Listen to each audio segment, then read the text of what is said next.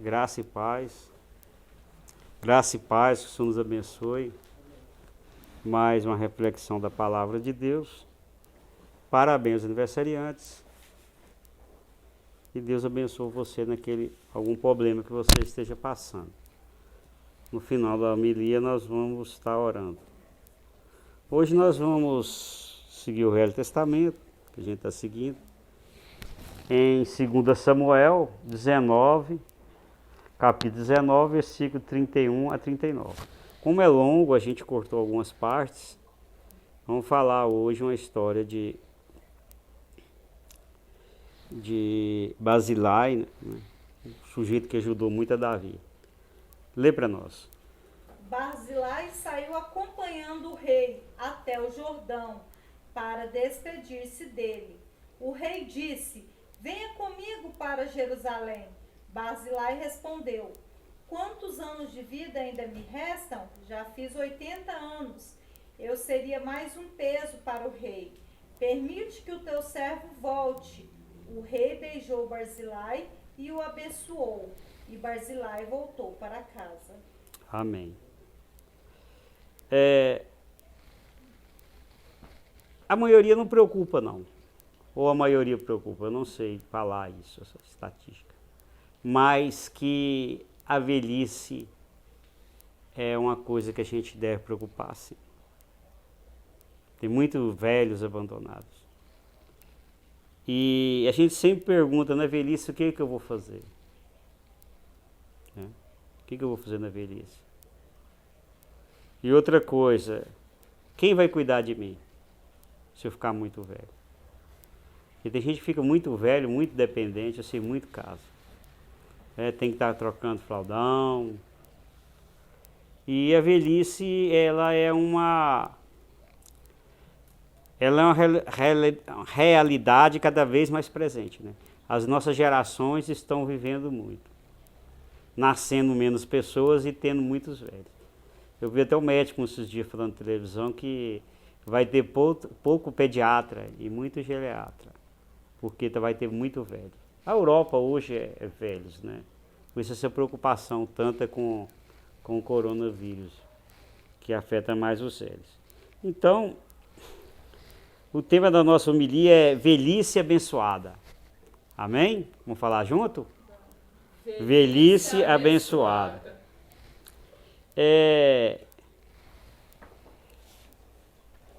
Maanaim é uma região e que Davi, quando ele fugiu de Absalão, ele foi para esse lugar, Maanaim.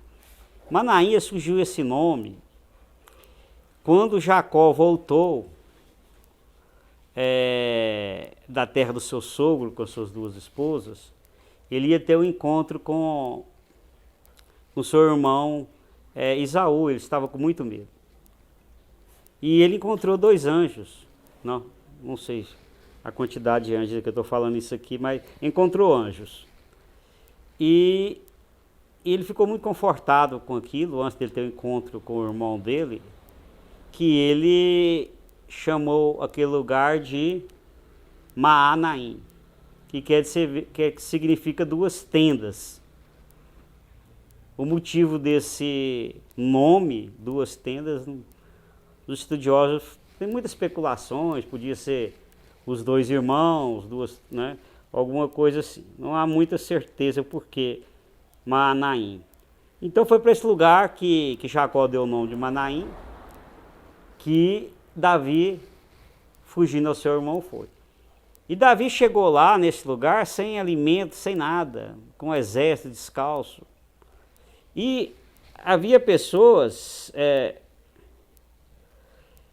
que ajudaram. Então foi Zobe, Maquir e Barzilai, ajudaram muito eles. Né? A velha tradução fala deu cama, mas provavelmente deu alojamento, muito mantimento, deu vasilhas, cuidou de Davi. E entre essas pessoas, 3 pessoas, estava Barzilai, que nós vamos falar hoje.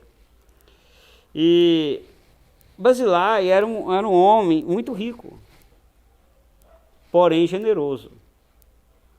Então vamos ver que a generosidade de Barzilai, ela se destacou dos outros 2 que ajudaram com o mantimento. Porque Barzilai, ele acompanha Davi. Além dele ajudar Davi com mantimentos, ele acompanha Davi de volta para casa. Ele chega até o Jordão. Porque Davi estava além do Jordão, na tribo de Gade. Né? A tribo de Gade fica a leste do Jordão. E ele acompanha até Davi. E Davi fica muito agradecido pelo favor dele e quer retribuir. Diz assim para Barzilai: ó, vamos para Jerusalém, lá eu cuido de você. Ele falou: não, eu estou velho, já não ouço as músicas, não tenho prazer nas coisas, fico aqui na minha terra, vou ser enterrado junto com a minha parentela. Eu passei da idade para novas aventuras. Eu já tenho 80 anos. Não vou. Te peço, rei, que entenda. E Davi entendeu. E ele tinha um servo de Barzilai, foi junto com Davi. E Davi o abraçou, o beijou e ele voltou para sua terra. Nós temos muitos sonhos, né? Todo mundo tem alguma realização para fazer. Mas conforme a idade vai chegando, esses sonhos vão diminuindo, porque a gente vai vendo que a gente vai ficando cada dia mais limitado. Então, chega um ponto que a gente quer sobreviver, não é? Eu sempre brinco isso com um colega meu. Isso, falei, na idade nossa é sobreviver que a gente preocupa. E aí fica pensando assim. Então, nós vamos ver que em Eclesiastes 12, de 1 a 8, vai falar sobre a velhice. Né? No final do livro de Eclesiastes, Salomão escreve Provérbios, e Eclesiastes ele vai escrever, vai fazer uma reflexão mais sobre o fim da vida. E ele vai dizer assim, tá aí? Lê para mim. Lembre do seu Criador, enquanto você ainda é jovem, antes que venham os dias maus e cheguem os anos em que você dirá: não tenho mais prazer na vida. Amém. Então, essa época você tem que aprender a ter o hábito de ler Bíblia, de orar, de ir na igreja. É essa época que você tem que estudar. Para você estudar depois de velho é difícil. É nessa idade que você tem que você está forte, que você tem vigor. Né? Lembra do teu Criador, do tio teu vencedor. Eu lembro uma vez de um desenho animado, do tio Patinhas. E o tio Patinhas tinha uma biblioteca assim numa parede e uma cadeira de leitura. Quando eu ficar velho, eu vou ler esses livros. Quer dizer, eu não tenho tempo agora. E eu sempre pensei nisso. Quando ficar velho, ele não vai ler esse livro. Quando ele ficar velho, ele está cansado. Ele não está enxergando direito. Ele tem que ler esses livros quando é jovem. Você tem que lembrar das coisas enquanto é jovem. Não deixa para velhice, não. Né? E diz assim, Eclesiastes 11, 9, pode deixar que eu leio. Diz assim: jovem, aproveita a sua vida, viva a sua vida, mas nunca se esqueça. Deus julgará por tudo que você fizer. A nossa juventude vai determinar a nossa velhice. Concordam? Nós temos um exemplo aí de um herói do esporte que morreu novo. E, aliás, teve várias crises, né, que quase morreu, foi salvo, dessa vez ele não conseguiu. Por quê? Na sua juventude ele fez o quê? Consumiu droga. Às vezes nós bebemos demais na nossa juventude. Dormimos pouco, alimentamos mal. Isso vai fazer o quê? Vai ter consequência na velhice. Então você faz o que você quiser. Não quer estudar, não? Um dia que você estiver velho com a família, você vai precisar desses estudos. Aproveita agora que seu pai está te pagando. Você não precisa trabalhar para estudar, estuda bastante. Aproveita agora, porque depois você não vai ter tempo e você vai se arrepender.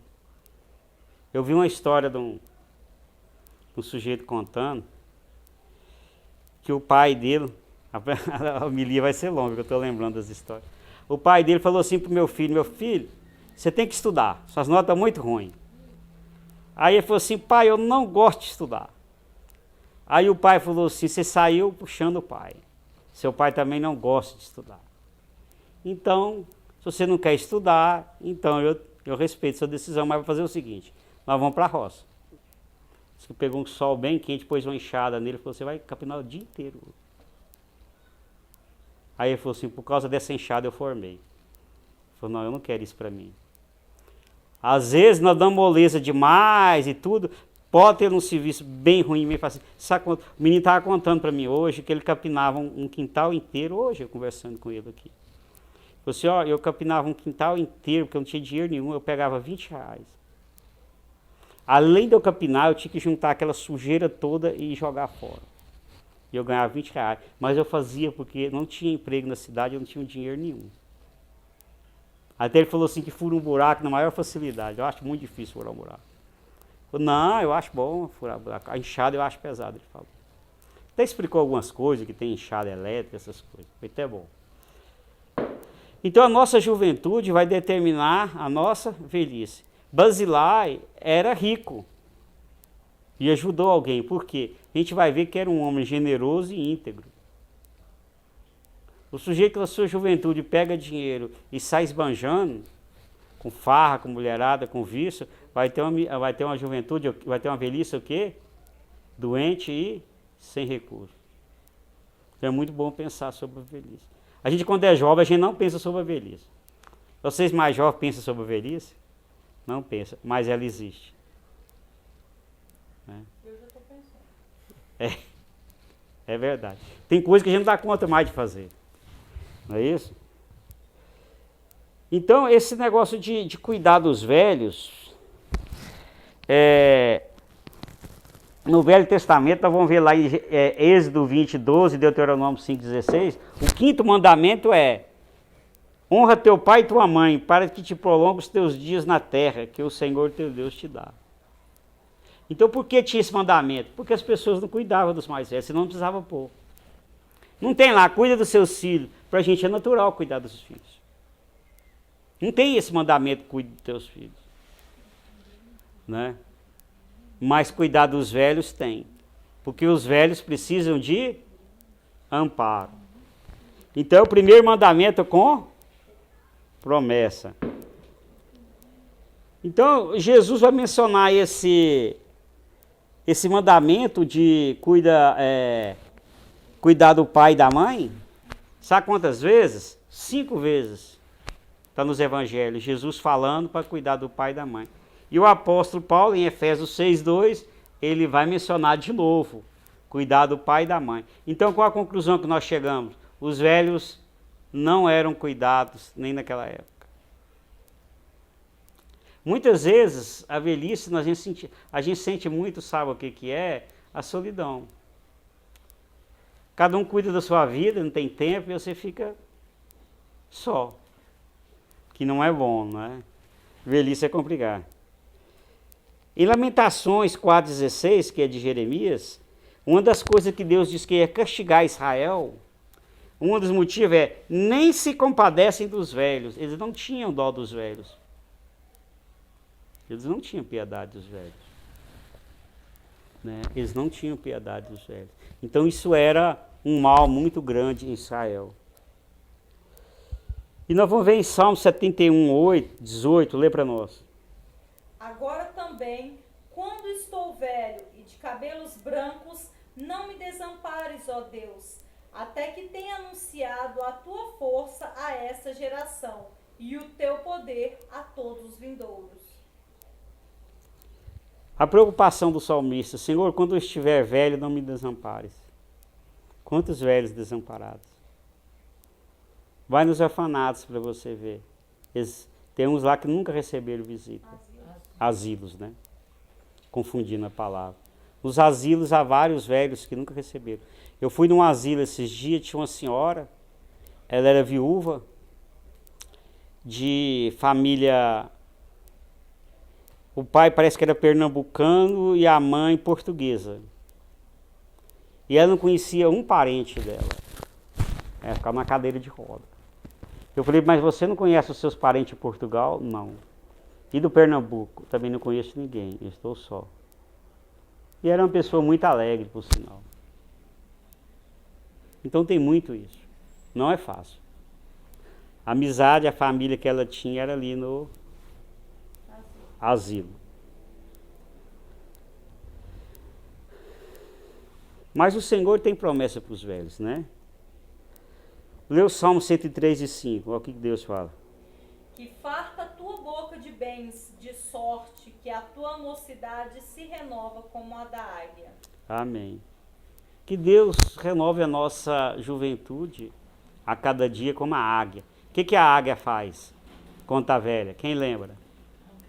Ela arranca suas penas e nasce penas novas, ela se renova. Que Deus renove a nossa idade, a nossa velhice, que a gente ainda produz ainda, né? Tem a força de lá ver os netos. Então na Bíblia tem muitos casos de velhos que não tinham mais esperança. E Deus renovou suas esperanças. Casais de velhos que não podiam ter filho, nós vamos ver Sara e Abraão. Sara e Abraão não poderiam ter filho, que já eram velhos. Abraão teve com 100 anos, Sara com 90. Nós vemos a Sunamita. A Sunamita, seu esposo era velho. Não tinha como ter filho. Deus fez um milagre, ela pôde ter filho. E o outro que a gente passou para as pessoas, as crianças assistirem, que foi Isabel e Zacarias, teve João Batista. Eles já eram velhos. Então o Senhor renova nossas forças, como da águia, dá uma esperança depois da juventude.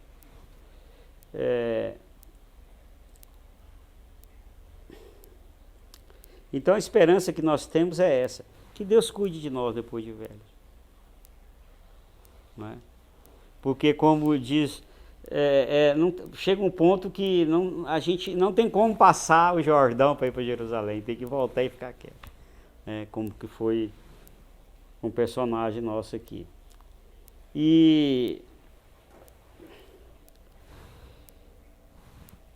concluindo, lê para nós a conclusão aí. A pessoa que segue os mandamentos de Deus tem uma boa velhice, terá vigor e será amparado. Amém. A esperança que nós seguimos, sempre justo, não é? Como foi o amigo de Davi. Deus nos ampare. Eu tenho procurado na minha juventude agradar a Deus para ter uma boa velhice? Quando é jovem a gente não pensa isso, né? Mas quantos velhos estão arrependidos pelo que fez coisa errada? Quantas coisas erradas. Vi um vídeo esses dias falando 3 coisas que você deve refletir sobre a velhice. Eu nem lembro o que é, mas coisa que a gente deve refletir. Uma das coisas que ele falou foi dos vícios e ter método. Tira o método. Olha, vou ensinar uma coisa para os jovens aqui. A coisa mais importante na vida é ter método. Você não vai fazer nada na vida sem ter método. Agora eu vou tirar para estudar, agora eu vou fazer isso, agora eu vou brincar. Você não pode só trabalhar, mas você não pode só também se divertir. Você tem que ter horário para as coisas. E é essa época que você tem esse tempo. Não joga a sua juventude fora. E em João 21:18, Jesus vai comparar. Lê para mim. Na verdade te digo que, quando eras mais moço, te cingias a ti mesmo e andavas por onde querias. Mas quando já fores velho, estenderás as tuas mãos e o outro te cingirá e te levará para onde tu não queres. Tu não queres. Eu vou a tradução mais antiga. Eu sempre troco, mas essa aqui eu esqueci. Então ele fala assim, ele está falando isso para Pedro. Jesus fala isso para Pedro. Pedro, quando você ficar velho, você não vai aonde você quer. Você vai para onde as pessoas te levarem. E eu estou falando isso aqui e lembrei de um punhado de gente que fica velho, aí o filho pega e fala assim, eu vou mudar de médico. não está dando certo. Mas o filho é que decidiu, não foi o pai ou a mãe. Aí a pessoa tem um hábito de gastar demais, ou se segura. Ou um hábito que ele tem, que o filho toma conta e fala assim, não, assim nós não vamos fazer. Ah, mas e a pessoa fica nervosa, já vi muitos caras nervosos. Ah, depois de velho as pessoas querem mandar em mim. Ó, arruma que eu marquei o médico para você tal dia. Não, mas eu não marquei, eu sei que marcou. Mas é a vida, vai chegar um ponto que vai pegar uma idade, as pessoas que vão nos guiar. É verdade ou não é?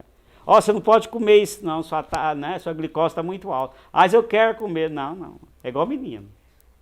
Aí não compra, esconde, porque senão logo está cego, o dedo amputado do pé e aquela coisa toda. Então vai chegando um ponto que... E sabe de que Jesus estava falando isso como velho? Ele deu o exemplo das pessoas guiadas pelo Espírito Santo. Ela não decide aonde ela vai. O Espírito Santo que o conduz. Né? Sereis guiados pelo Espírito. Eles os convencerá do pecado. Então Jesus, quando ele foi ao Pai, ele falou assim, eu vou subir ao Pai e vos enviarei o Espírito. O Espírito Santo. E ele que vai vos guiar. A gente vai ver isso toda a Bíblia, o Espírito Santo. Até para ir para o deserto, foi o Espírito Santo que levou Jesus. Para ser tentado.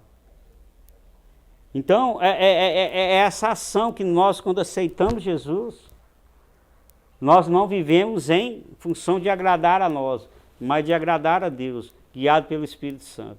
Não satisfazer os desejos da carne, mas os desejos do Espírito Santo, o desejo do Espírito.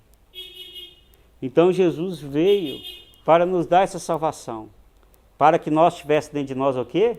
O Espírito Santo. Essa é a nossa esperança, de aceitarmos Jesus. Temos o Espírito Santo. O Espírito Santo é o selo da nossa salvação, é a garantia, ele dentro de nós. Então seremos guiados por ele. Vamos falar a oração? Eu vou falar aqui, vocês falam junto comigo. E a gente fazer oração para as pessoas e o Pai Nosso. Pai de proteção. Pai de proteção. Em nome de Jesus. Em nome de Jesus. Faça-me obediente a Ti.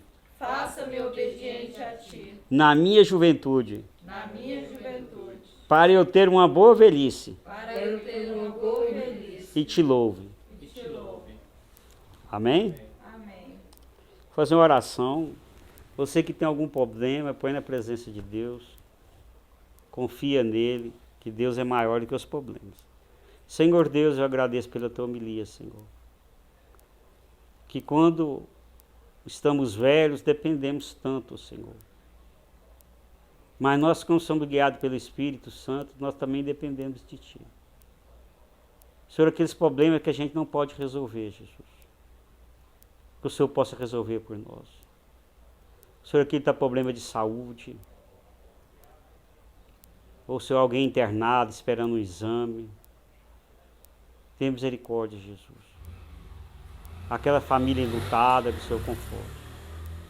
Que está problema financeiro, precisa comprar, vender, está sem emprego, precisa de dinheiro para pagar um aluguel, algum problema, se o Senhor possa resolver também, Jesus. O Senhor abençoa aquele que tem problema familiar, Senhor, os casais, os filhos. Livra, Senhor, todos nós da violência, dos dias maus e do homem mau. Obrigado por eleição, Senhor, que os nossos políticos conduzam bem, ó Senhor, o nosso país, a nossa cidade. Quero pôr tudo na tua presença, em nome do teu Filho Jesus. Amém. Amém? Vamos orar ao Pai Nosso? Oremos. Pai nosso que estás no céu, santificado seja o vosso nome. Venha a nós o vosso reino, seja feita a vossa vontade, assim na terra como no céu. O pão nosso de cada dia nos dai hoje. Perdoai as nossas ofensas, assim como nós perdoamos a quem nos tem ofendido. E não nos deixe cair em tentação, mas livrai-nos do mal. Amém. O Senhor te abençoe e te guarde. O Senhor faça resplandecer o seu rosto sobre ti e tenha misericórdia de ti. O Senhor sobre ti levante o teu rosto e te dê a paz. E até a próxima, em nome de Jesus, que o Senhor nos abençoe. Amém.